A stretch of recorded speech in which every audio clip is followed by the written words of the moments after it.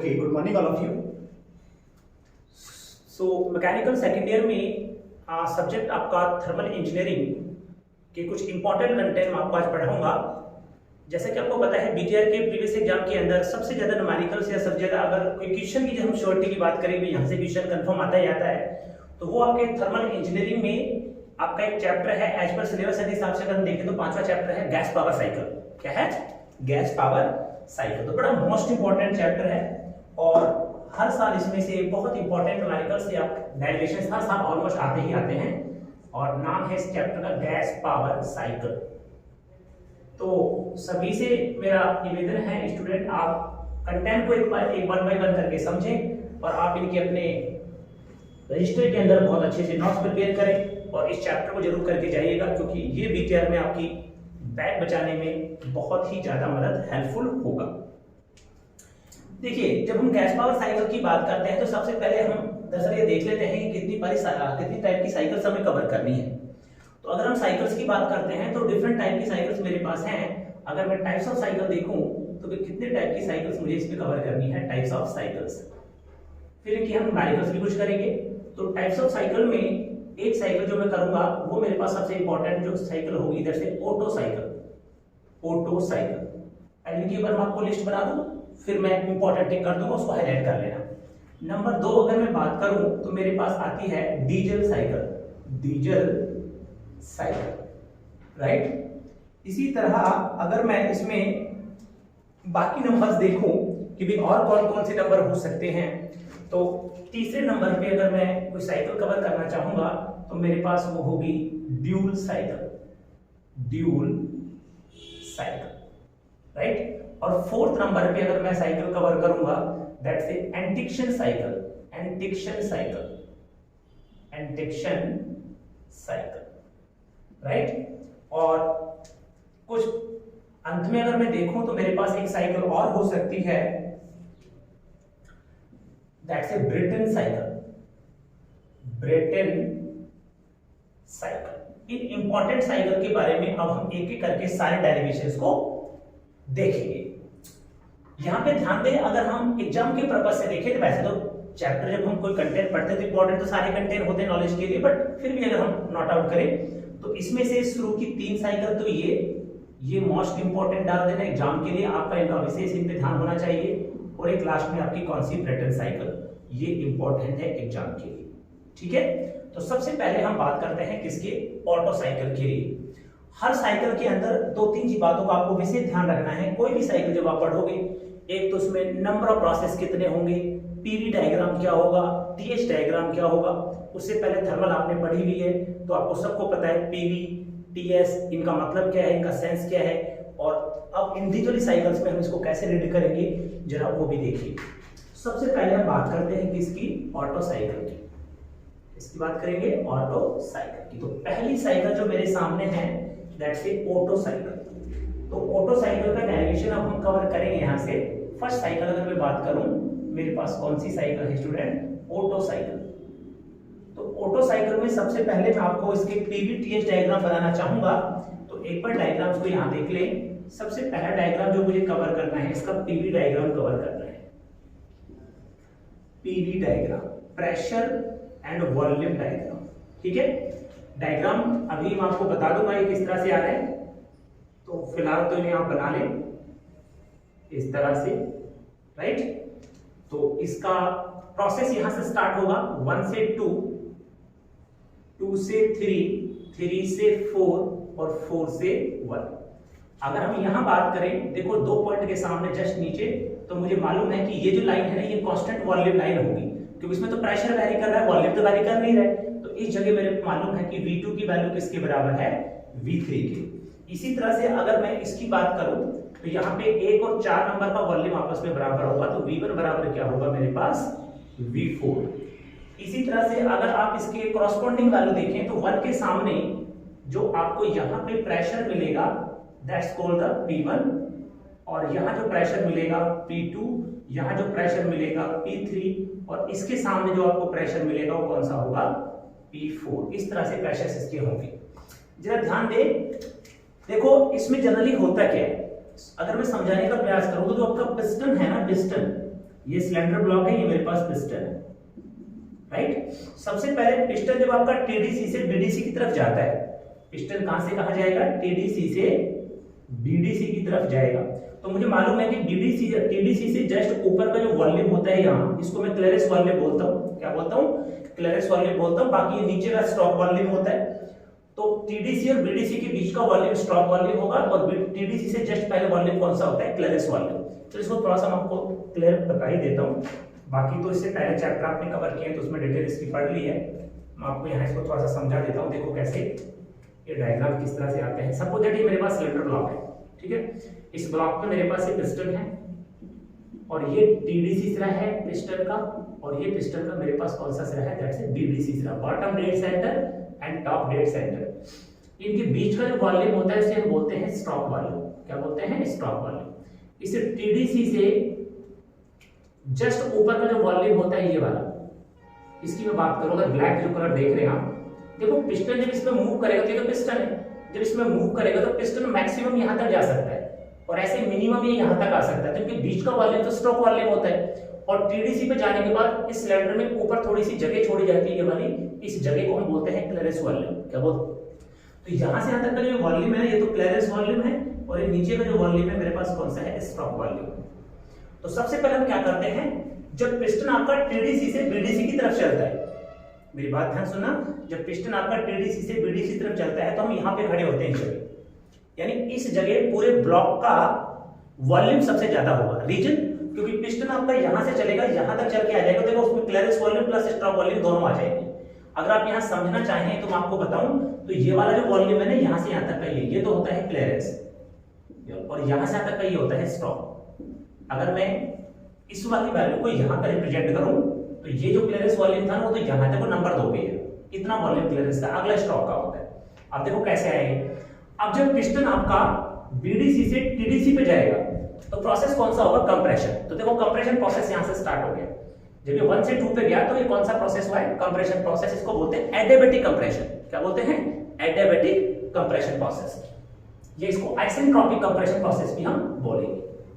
तो इसमें अभी मैं प्रोसेस के नाम लिखता हूं। देखो अगर हम नंबर ऑफ प्रोसेस की बात करें कि कौन कौन से प्रोसेस आपने लिए, नंबर ऑफ प्रोसेस, इस पे जाने से पहले इसमें लाइन लिख लेना, ठीक है। ऑल पेट्रोल इंजन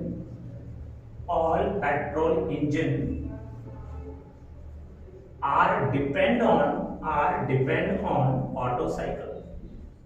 सभी पेट्रोल इंजन ऑटो साइकिल पर डिपेंड होते हैं। अब प्रोसेस की बात कर लेते हैं स्टूडेंट। देखिए पहला प्रोसेस जो आपने लिखा है, क्या, 1 से 2 प्रोसेस। कौन सा प्रोसेस है ये, आइसेंट्रोपिक, या इसको एडियाबैटिक भी लिख सकते हैं, एडियाबैटिक कंप्रेशन प्रोसेस,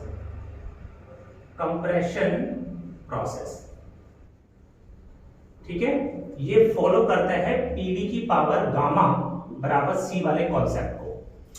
देखो आइसेंट्रोपिक में और एडियाबैटिक में कोई ज्यादा फर्क नहीं है। एक माइनर सा डिफरेंस ये है कि अगर आइसेंट्रोपिक प्रोसेस कहीं लिखा हुआ है तो आपने इस साइकिल के अंदर जब ये साइकिल मूव कर रही थी, चल रही होगी, तो उस समय इसमें आपने किसी प्रकार का कोई फ्रैक्शन नहीं लिया है। और अगर आप एडियाबैटिक मान के चल रहे हैं तो मतलब इसके अंदर फ्रैक्शन इन्वॉल्व है, ठीक है। बट डायरेक्शन में आप आइसेंट्रोपिक, एडियाबैटिक कुछ भी लिख देना चलेगा। अब आप यहां से यहां तक आ चुके हैं। देखो आप आ चुके हैं 1 से 2 तक, एडियाबैटिक कंप्रेशन प्रोसेस। 2 पे होने के बाद अब आप क्या करोगे, अब आप चलोगे 2 से 3। ये क्या है 2 से 3, देखो आप जरा देखना इस ग्राफ में, ये जो पीवी ग्राफ आपने लिया है इसमें वर्टिकल लाइन क्या दर्शा रही है, ये वर्टिकल लाइन आपको बताती है कि वॉल्यूम कांस्टेंट है, प्रेशर घट बढ़ रहा है। या ऐसे जाओगे तो बढ़ेगा प्रेशर, ऐसे जाओगे तो प्रेशर कम हो जाएगा। तो ये लाइन आपको ये बताती है, ये वाली, कि वॉल्यूम कांस्टेंट है लेकिन प्रेशर कम ज्यादा हो रहा है। तो हमेशा ध्यान रखना किसी भी इंजन में, अब जो मैं बात बोल रहा हूं मेरी बात को ध्यान सुनिएगा, क्योंकि सारी साइकिल्स में आपका पीछा नहीं छोड़ने वाली है। किसी भी साइकिल में जब कंप्रेशन पूरा हो जाता है, कंप्रेशन पूरा होने का मतलब है कि पिस्टन आपका बीडीसी से टीडीसी पे पहुंच गया, तो जो उसके अंदर मिक्सचर नहीं पड़ा था ब्लॉक के अंदर, वो पूरा मिक्सचर दब करके पूरा वेपर फॉर्म में आ गया। उसी समय हम क्या करते हैं, अगर ऑटो साइकिल है तो स्पार्क प्लग से स्पार्क कर देते हैं, राइट। जैसे मैं स्पार्क करूंगा तो मेरी बात हमेशा ध्यान रखना, जो हम 3 पैरामीटर पढ़ते हैं, प्रेशर, वॉल्यूम, टेम्परेचर, तो ध्यान रखना किसी भी चैम्बर में जब आप बाहर से कोई हीट सप्लाई देते हो, यानी जैसे कोई आपका मिक्सचर और कंप्रेस हुआ, आपने बाहर से स्पार्क प्लग से स्पार्क कर दिया, तो आप हीट तो दे रहे हो, स्पार्क कर रहे हो तो आप हीट दे रहे हो। जब भी आप कोई हीट देते हैं तो हमेशा ध्यान रखें प्रेशर, वॉल्यूम या टेम्परेचर में से किसी एक पैरामीटर को फिक्स कर दें, राइट। तो 2 से 3 में मैं जब जाऊंगा तो यहां से मैं हीट सप्लाई करूंगा, इसको बोलूंगा QA। क्या बोलूंगा? QA। तो मैं 2 से 3 में क्या लिख रहा हूं? हीट सप्लाई, ठीक है, एट ए कांस्टेंट वॉल्यूम, ठीक है। तो ये कौन सा प्रोसेस है? V बराबर C। फिर इसी तरह से हम प्रोसेस नंबर आएंगे 3 से 4 में। तो 3 से 4 में क्या हो रहा है? देखो, जैसे आपने यहां से, अब देखो आप 2 से 3 पे जाओगे तो पिस्टन कहां गया है? अब 2 से 3 में जैसे आप गए तो स्पार्क पे स्पार्क कर दिया, तो अंदर का फ्यूल जलना स्टार्ट हो जाएगा मिक्सचर। जैसे फ्यूल जलेगा तो फिर क्या होगा? पिस्टन TDC से BDC की तरफ आएगा। कहां आएगा? पिस्टन TDC से BDC की तरफ आएगा। तो उस समय क्या होगा? आपका एक्सपेंड चालू हो जाएगा। जलने के बाद हमेशा एडियाबैटिक एक्सपेंशन होता है, और जलने से पहले जब किसी मिक्सचर का प्रेशर या टेम्परेचर बढ़ाते हैं तो एडियाबैटिक कंप्रेशन होता है। तो ये 3 से 4 में क्या होगा? Adiabatic expansion. क्या होगा? या तो लिखोगे आइसेंट्रोपिक एक्सपेंशन,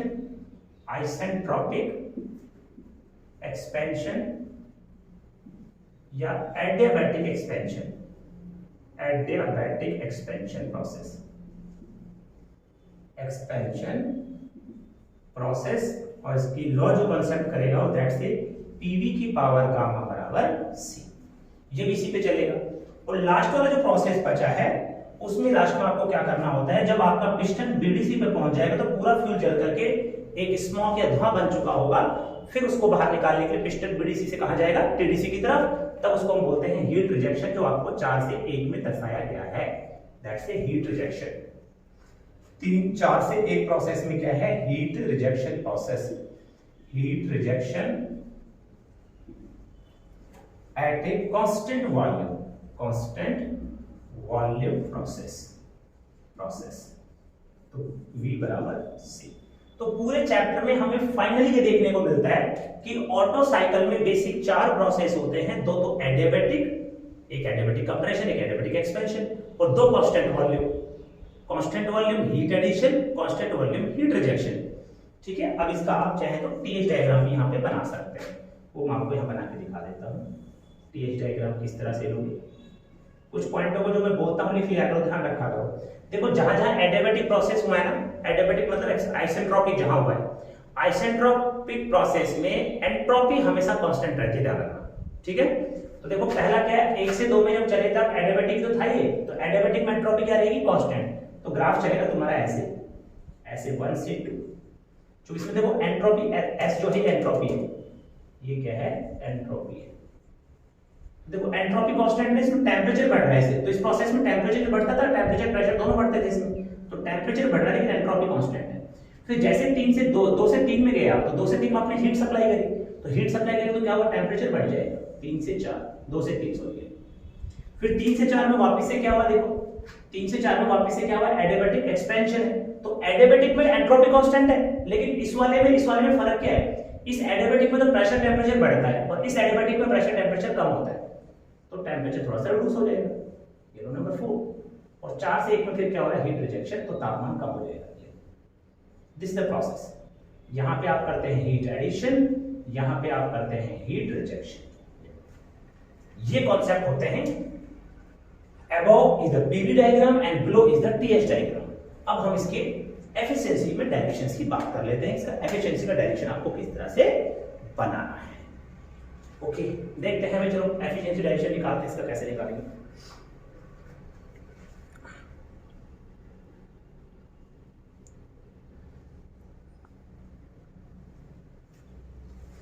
तो एफिशिएंसी के डेरिवेशंस के लिए बस अपने को कुछ नहीं करना है, एक बार हीट एडिशन निकालो, एक बार हीट रिजेक्शन निकालो।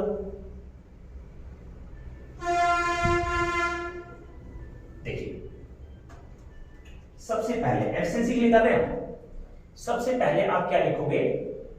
देखो एक एक करके चलते हैं। 1 से 2 प्रोसेस, 1 से 2 process.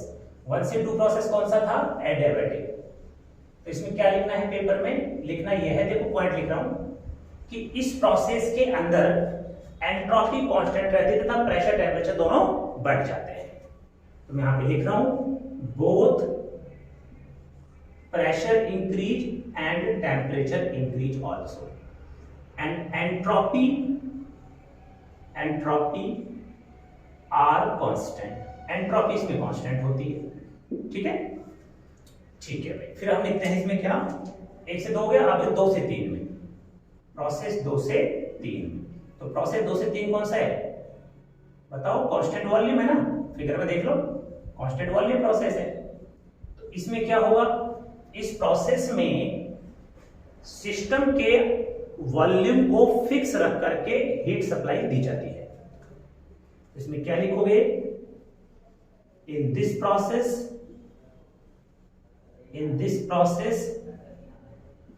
Volume are constant, volume is constant and heat supply, volume को कांस्टेंट रख के हीट सप्लाई कर देते हैं। तो हीट सप्लाई कितनी होगी? एडिशन हीट सप्लाई कैसे निकालते हैं आप? mCv T3 minus T2।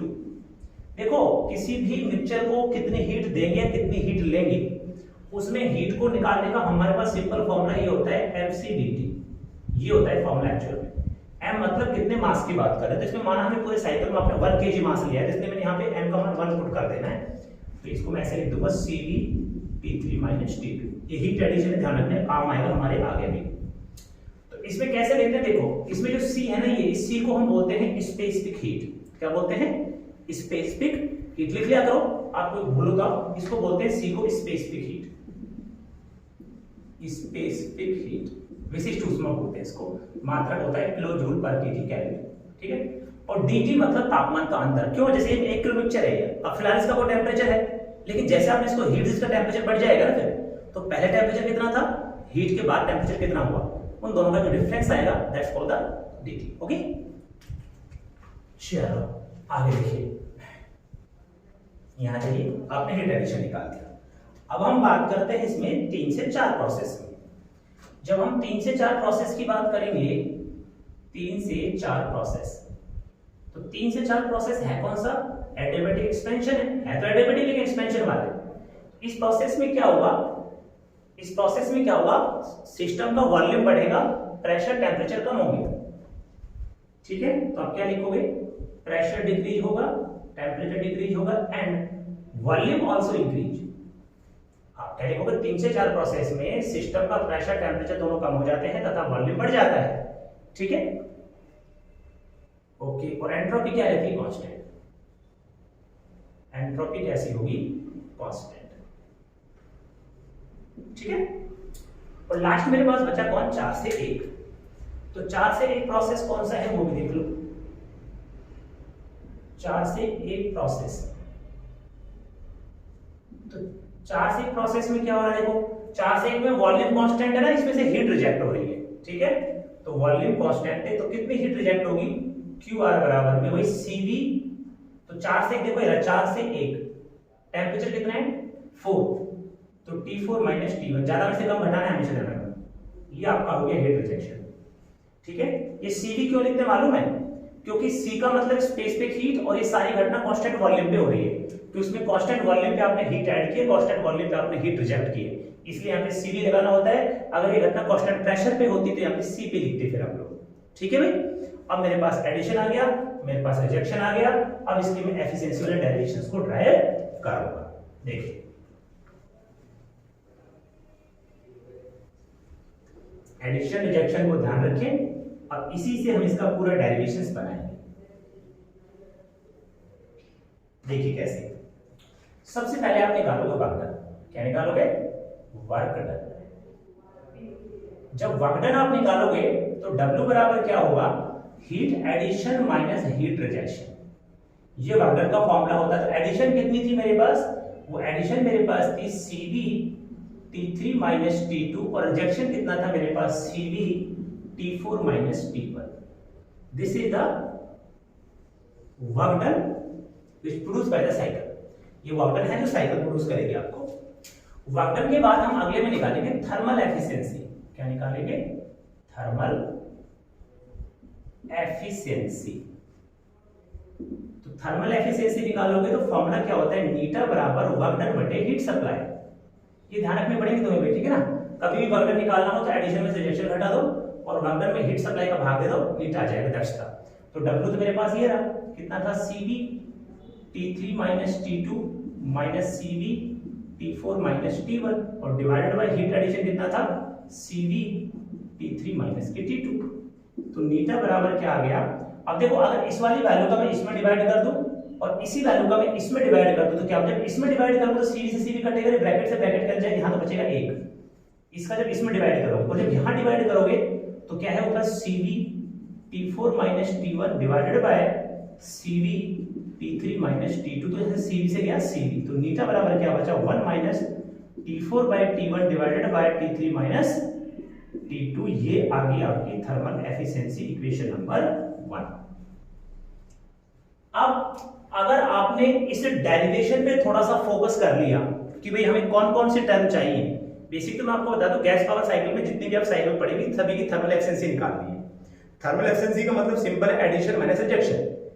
Addition rejection से वर्क डन मिलेगा, वर्क डन में हीट सप्लाई का भाग दो, थर्मल एफिशिएंसी आ जाएगी। अब इसमें आपको हमेशा एक चीज ध्यान रखनी है, आपने वर्क डन को निकालने में हीट एडिशन और हीट रिजेक्शन प्रोसेस काम में लिए है। तो देखो, हीट एडिशन प्रोसेस तो ये था, ये काम में लिया है, और हीट रिजेक्शन ये था, तो आपने ये काम में लिया है। पॉइंट ये है कि जो बाकी दो प्रोसेस है एडियाबैटिक वाले वो बच गए, तो उनमें हमें रिलेशन यूज कर रहे हैं, ठीक है? बाकी जो दो प्रोसेस थे आप देख ही पा रहे हैं, एक तो 1 से 2 और एक 3 से 4। जरा देखिए, डेरिवेशन को स्ट्रॉन्ग करने के लिए, मजबूत बनाने के लिए आप ये माइंड में रखना सभी स्टूडेंट कि ये जो एफिशिएंसी का फॉर्मूला है नीटा बराबर 1 माइनस T4 माइनस T1 बटे T3 माइनस T2। तो इसमें T1 को छोड़ के जो बाकी बच रहे T2 T3 T4, इन सभी को कन्वर्ट करके रिलेशन को लगा करके आप सभी को T1 में ले आओ। लेके कैसे आओगे वो मैं बता दूं। देखो, तो यहां पे लिखेंगे यूज रिलेशन, यूज रिलेशंस, ठीक है? सबसे पहले रिलेशन लगाएंगे 1 से 2 में, 1 से 2 प्रोसेस के लिए। तो 1 से 2 प्रोसेस में T2 बाय T1 बराबर में V1 बाय V2 की पावर गामा माइनस 1, ये रिलेशन होता है, ठीक है? टेम्परेचर पे अपने को तो T2 को T1 में लाना है ना, T2 को इसमें लाना है T1, तो टेम्परेचर वॉल्यूम का रिलेशन उठा लोगे साहब। तो इसमें ध्यान रखना, टेम्परेचर का उल्टा इधर लिखना होता है, 2 ऊपर है तो ये नीचे आएगा, 1 नीचे है तो वही 1 ऊपर चला जाएगा।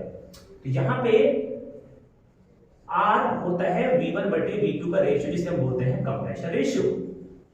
क्या बोलते हैं? Compressor ratio. तो ये R इसकी जगह पे पुट कर दूंगा, तो T2 बाय T1 बराबर क्या आ गया? R की पावर गामा माइनस 1। तो यहां से T2 बराबर क्या आ गया? इसका वजन ना करो, T1 इंटू R की power gamma minus 1। This is the value of T2 in term of T1। ये T2 का मान है T1 के टर्म में। एक मान तो आपने ये निकाल लिया, अब दूसरा मान भी देखते हैं।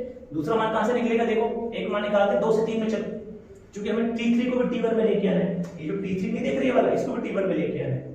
तो कहां से निकालोगे? देखो, इसको तो फिलहाल मैं हटा रहा हूं यहां से। तो देखिए, अब आप रिलेशन पकड़ो 2 से 3 में, अब आप रिलेशन करो 2 से 3 प्रोसेस के लिए। अच्छा, 2 से 3 प्रोसेस कौन सा है? कांस्टेंट वॉल्यूम है ना।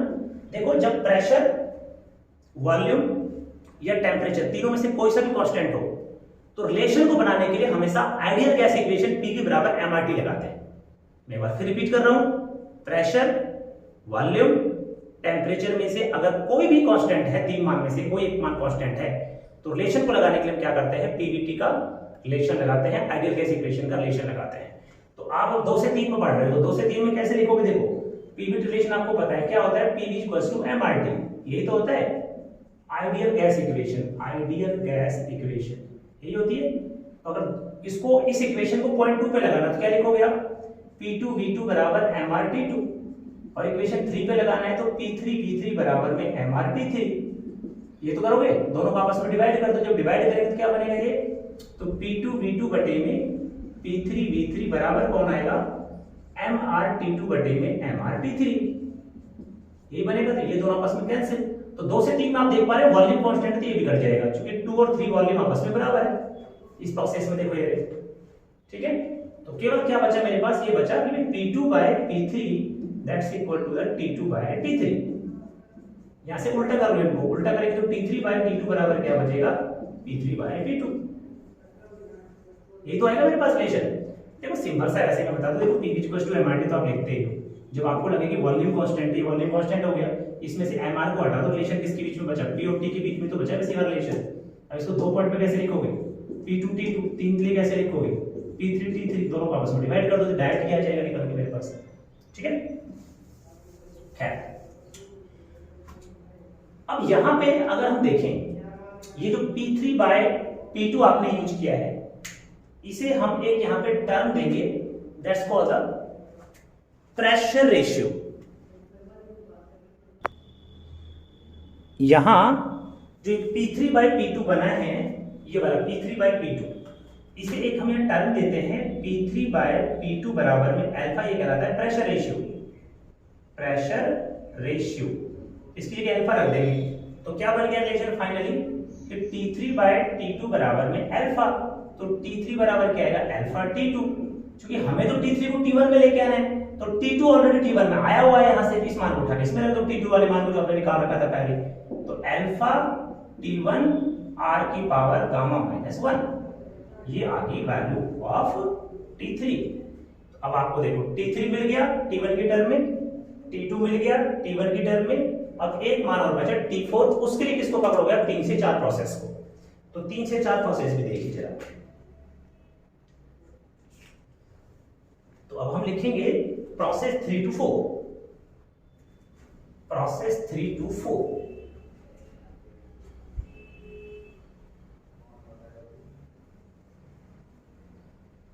देखिए अब हम लिखेंगे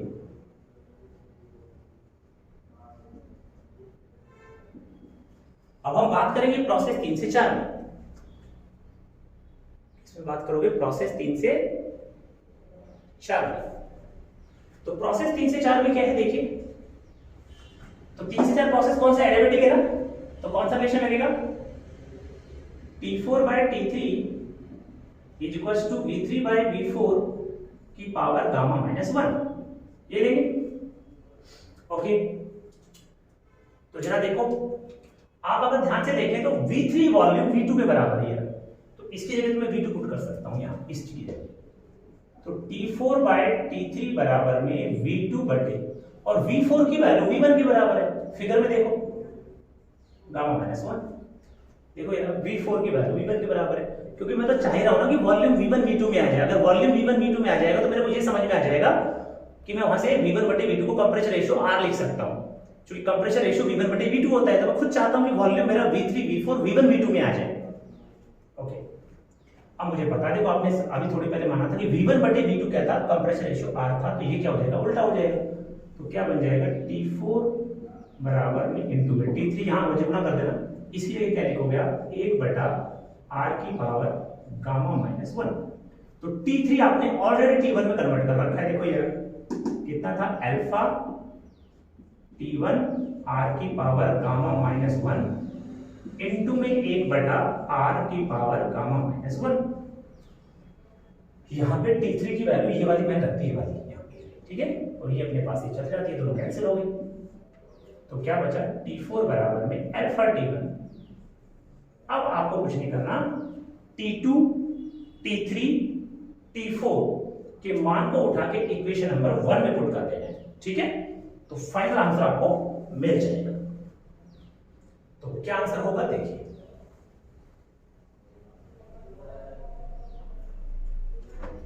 तो यहां पे लिखेंगे put value T2, T3, T4 in equation 1, तो नीटा बराबर 1 माइनस, तो देखो इक्वेशन 1 यही तो थी, T4 की वैल्यू कितनी निकाल ली, अभी जस्ट निकाली थी आपने T1 इनटू में अल्फा माइनस T1 अपने पास ऑलरेडी है, ओके, बटे में T3 की वैल्यू कितनी, देखो ये रही कितनी अल्फा T1 अल्फा की पावर गामा माइनस 1, ये तो वैल्यू है, माइनस T2 मेरे पास कितना था T1 R की पावर गामा माइनस 1, यही तो था। आपने सिर्फ यहाँ पे T3 का T4 का मान रख दिया। तो ऊपर से कॉमन कौन निकल रहा है बताओ तो? ऊपर से कॉमन कौन आ रहा है 1 माइनस, ऊपर से कॉमन आ रहा है T1, तो क्या बचा अल्फा माइनस 1। और नीचे से कॉमन कौन आ रहा है देखो T1 और r की पावर गामा माइनस 1, ये दोनों कॉमन आ रहे हैं। तो क्या बचा यहाँ पे अल्फा माइनस 1, तो ये दोनों ब्रैकेट कैंसिल। तो क्या बचा फाइनल आंसर फिर नीटा बराबर 1 माइनस, ऊपर तो बचा T1 से T1 भी गया 1 बटे r की पावर गामा माइनस 1, ये आपका आ गया आंसर।